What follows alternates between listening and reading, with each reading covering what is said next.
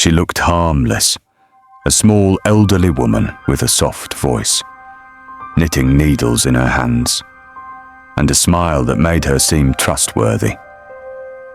She ran a boarding house for the elderly and disabled, a place people went when they had nowhere else to go.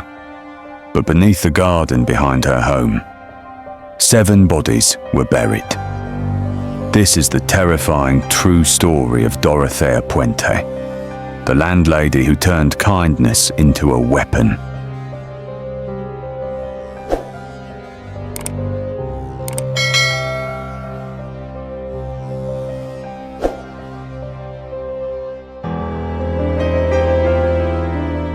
Dorothea Puente was born in 1929 and lived most of her life drifting from place to place, job to job.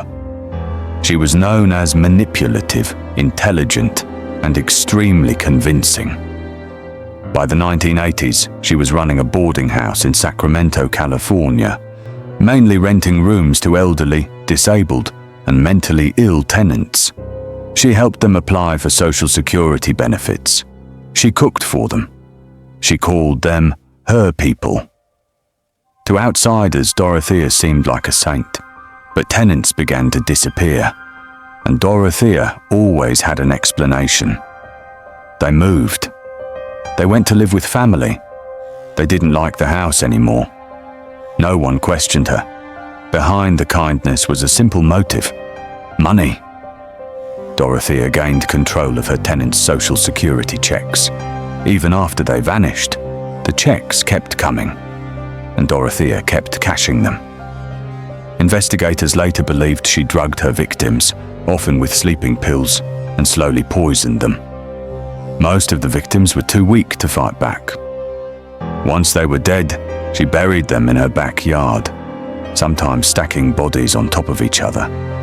She even planted flowers over the graves. Life above ground continued as if nothing was wrong. In 1988, a man named Alvaro Montoya moved into the house. Soon after, he disappeared. But this time, something was different. Dorothea had cashed his check after he vanished, which raised red flags with social workers. Police were finally called. When officers arrived to search the house, Dorothea acted calm, almost bored. Then they started digging.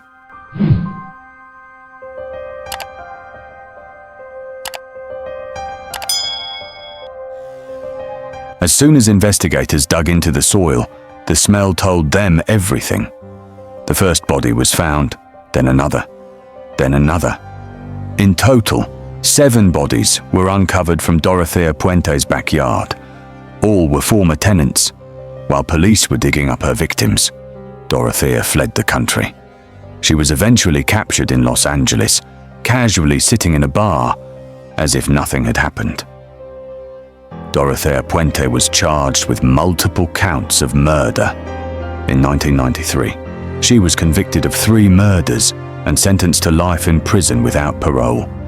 She showed no remorse, no tears, no apologies.